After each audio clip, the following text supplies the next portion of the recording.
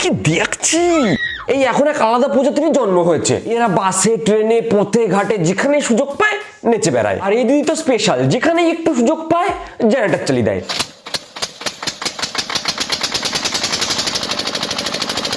না মানে কি হচ্ছে এই দেশের, কি হচ্ছে এই সমাজের, কে মরলো কে বাঁচলো এইসব দেখার টাইম নেই। সবার একটাই লক্ষ্য, ভিডিও বানাতে হবে, ভাইরাল হতে হবে, টাকা ইনকাম করতে হবে। না হলে কোনো সুস্থ মানুষ শ্মশানে গিয়ে যেখানে মানুষ পুড়ছে সেটা নিয়ে ভিডিও বানাচ্ছে। হ্যাঁ কাকা বুঝলাম, চিতাতেই সব শেষ, কিন্তু একটা মানুষ মারা গেছে, পুড়ছে, এখন তো মানুষটাকে শান্তিপূর্ণভাবে একটু পুড়তে দাও। যে পুড়ছে সেও হয়তো ভাবছে মালগুলোকে যদি আচ্ছা মতন পেটাতে পারতাম। তো দিনকাল কেমন চলছে সবার? আশা করি সবাই আছো ভালো। তো গাইস এখন তো সবাইকে ভিডিও বানাতে হবে, প্রতিটা বাড়িতেই একটা করে ব্লগার তৈরি হয়ে গেছে। এখন চারিদিকে খুব খারাপ পরিস্থিতি, মানুষ ভিডিও বানানোর জন্য যে কি কি করছে। ধরো ব্লগ তো কত ধরনের হয়, মোটো ব্লগ, ডেইলি ব্লগ, বৌদিদের ব্লগ, আর এখন সবাই শ্রাদ্ধ বাড়ির ব্লগ বানাতে ব্যস্ত। ইউটিউব খুলে দেখি চারিদিকে শুধু শ্রাদ্ধ বাড়ির ব্লগ, শ্রাদ্ধ বাড়ির ব্লগ, শ্রাদ্ধ বাড়ির ব্লগ, শ্রাদ্ধ বাড়ির ব্লগ। মানে হচ্ছেটা কি? ভিডিও বানানোর জন্য মানুষ কতটা নিচে নামতে পারে। আর এই শ্রাদ্ধ বাড়ির ব্লগের ব্র্যান্ড অ্যাম্বাসেডর হচ্ছে এই পদ বেকা মামনি। শ্রাদ্ধ বাড়ির ব্লগ বানিয়ে মানুষকে এমন ইনফ্লুয়েন্স করেছে। তো যাই হোক, আজকে তোমাদেরও দিদির অনুপ্রেরণায় তৈরি নতুন নতুন শ্রাদ্ধ বাড়ির ব্লগ দেখাবো। তো চলো আর বেশি নেবো বাট লেটস স্টার্ট। শ্রাদ্ধ বাড়ির ব্লগ খুব ট্রেন্ডিং, দেখো তার জন্য দিদি আমার শ্রাদ্ধ বাড়ির ব্লগ বানাতে চলে এসেছে, তোমরা দেখতে থাকো। যদি শ্রাদ্ধ বাড়ি যাওয়া নিয়ে এত কি অসুবিধা থাকতো তাহলে মানুষজন যাওয়াই ছেড়ে দিত। কিন্তু তুমি দেখবে যে শ্রাদ্ধ বাড়িতে গিয়ে লোকে মাছ খাচ্ছে, মিষ্টি খাচ্ছে, কথা বলছে, গল্প করছে, সবই করছে। দেখো, আর বাড়িতে বয়স্ক কেউ যারা অনেকদিন ধরে কষ্ট পাচ্ছে তারা যদি কেউ পৃথিবী ছেড়ে চলে যায় তাহলে সেক্ষেত্রে তার আত্মার শান্তি কামনার্থে মানুষজন এক জায়গায় হয়, খাওয়া দাওয়া করে। দিদি আমার অনেক মানে বুদ্ধিজীবী, বুঝতেই পারছো। মরে যাক, বয়স্ক লোক মরে যাক ভাই, খাওয়া দাওয়াটাও হয়।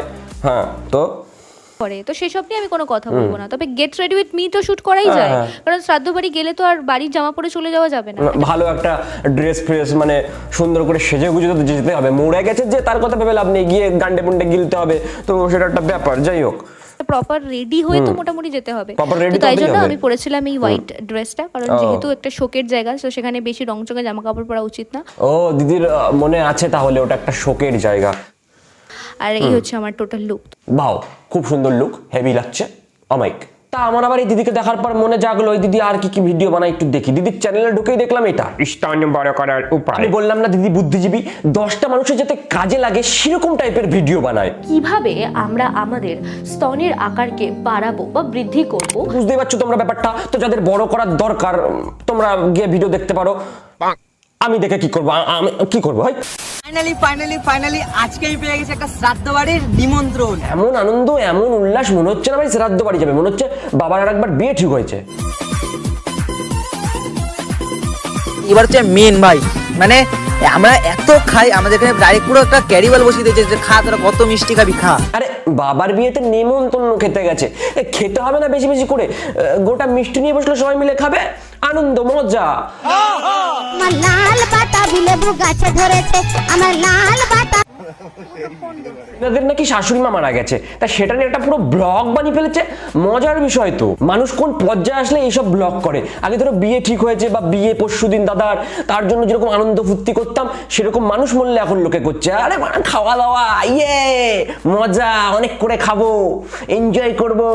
একজন ফ্যামিলি মেম্বার মারা গেছে, তারই আজকে শ্রাদ্ধতে যাবো, মানে শ্রাদ্ধ অনুষ্ঠানে যাবো। গত 15 দিন কিন্তু নিরামিষ খাওয়ার পর ফাইনালি আজকে আমিষ খাবো।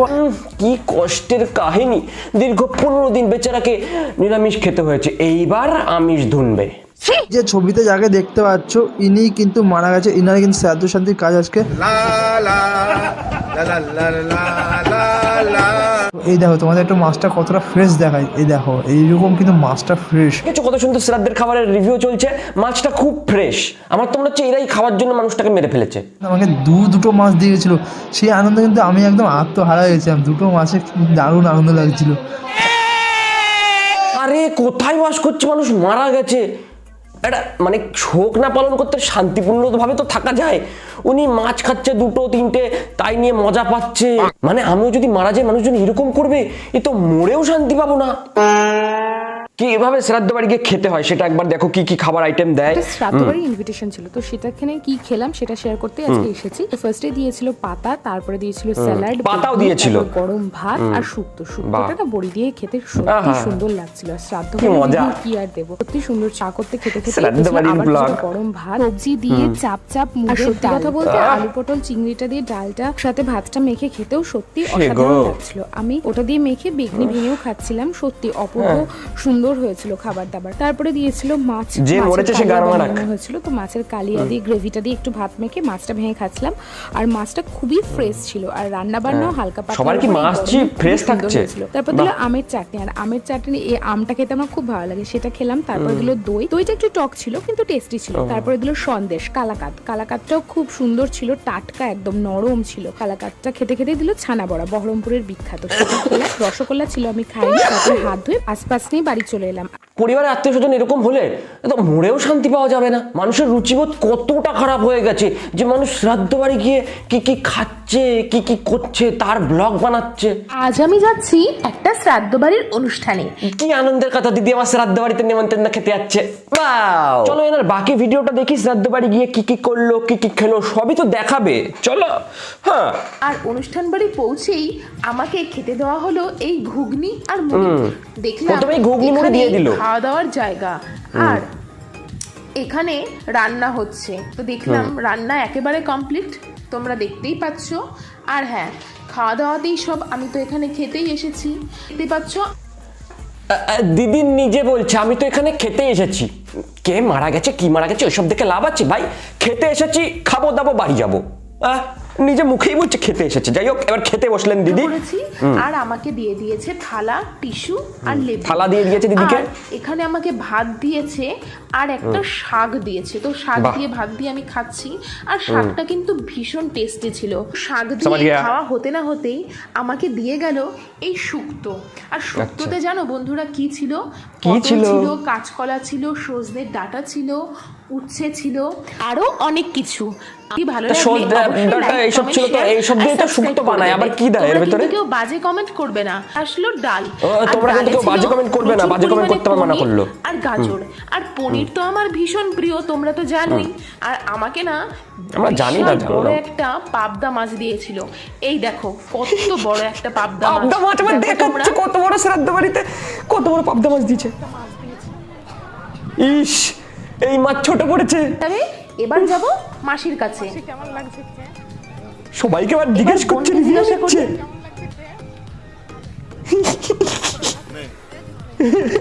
কাকা এরকম করছে কেন? ভাই একজন মারা গেছে, শ্রাদ্ধ বাড়ি খেতে গেছো, বিয়ে বাড়ি না যে পাবদা মাছ এইভাবে দেখাতে হবে। ও ভাই কত বড় পাবদা মাছ, মাছের পিস ছোট সেটা দেখাচ্ছে, মাছের পিস ছোট দিয়েছে। শালা এইসব দেখার থেকে করোনা ভাইরাসে মরে যাওয়া ভালো ছিল। কি করতে যে ভ্যাকসিনটা নিলাম, এখন এসে শ্রাদ্ধ বাড়ির ব্লগ দেখতে হচ্ছে।